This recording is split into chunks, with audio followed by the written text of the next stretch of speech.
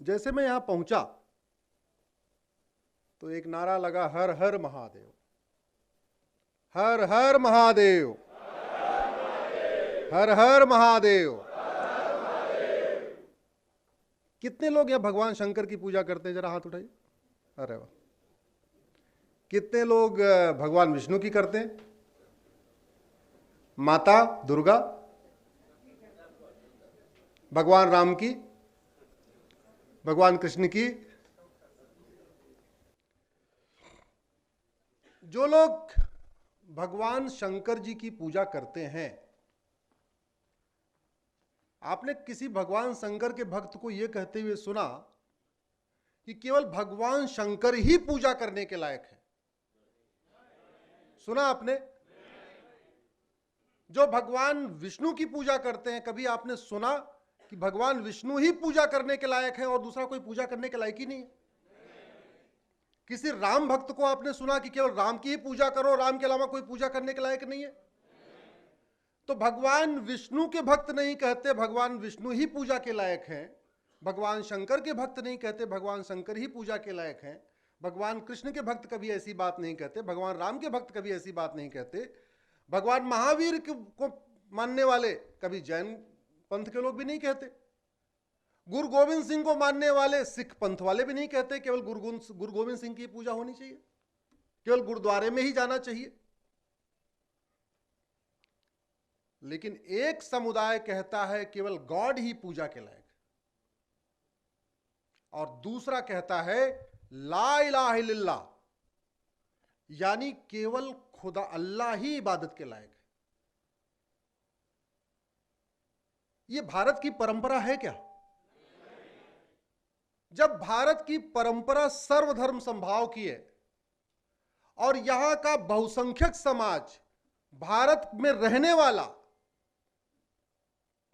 कभी ये नहीं कहता भगवान शंकर ही पूजा के लायक हैं, भगवान कृष्ण पूजा के लायक हैं, भगवान राम पूजा के लायक हैं, या भगवान हनुमान जी पूजा, केवल हनुमान जी की पूजा होनी चाहिए, केवल महावीर की पूजा होनी चाहिए, या केवल गौतम बुद्ध की पूजा होनी चाहिए, तो विदेशी पंथ को मानने वाले,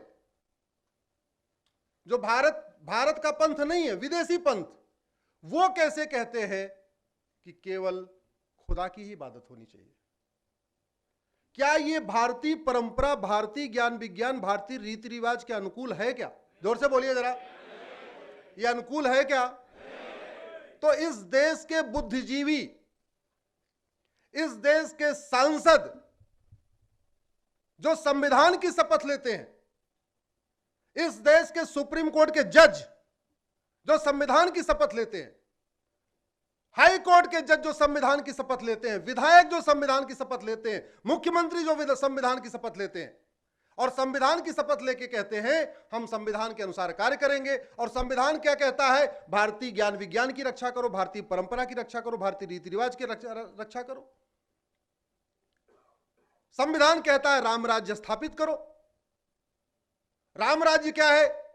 धर्म की जय हो, अधर्म का नाश हो, प्राणियों में सद्भावना हो, विश्व का कल्याण हो। यह राम राज्य है।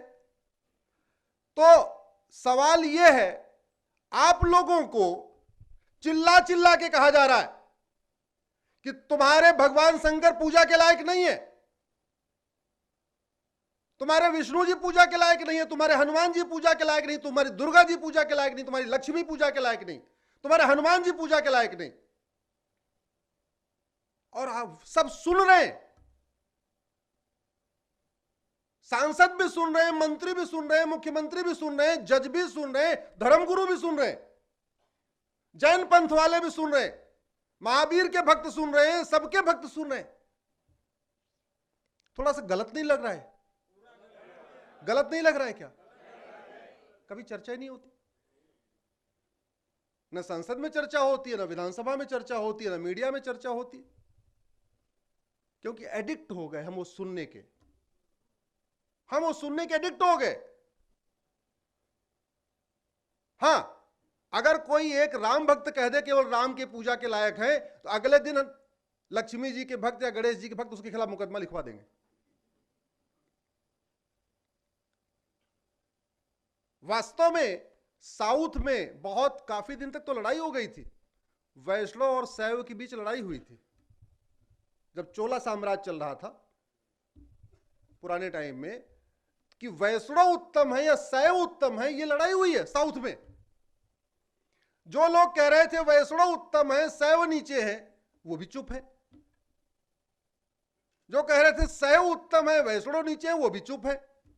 दोनों सुन रहे हैं ला इलाहा इल्लल्लाह, मतलब न शैव पूजा के लायक, न विष्णु भगवान पूजा के लायक, न शंकर जी पूजा के लायक। एक आदमी दोनों को कह रहा है और दोनों चुप है। इस पे चर्चा होनी चाहिए कि नहीं? जोर से बोलिए जरा। यह विषय आज मैं पहली बार इस राजकोट की धरती से ले रहा हूं। आशा करता हूं इस विषय पे इस देश के बुद्धिजीवी सोचेंगे, जजेस सोचेंगे, सांसद विधायक सोचेंगे कि हम भारत को कहां ले जा रहे हैं। छोटी छोटी बात पे कहते हैं हेट स्पीच हो गई, हेट स्पीच हो गई।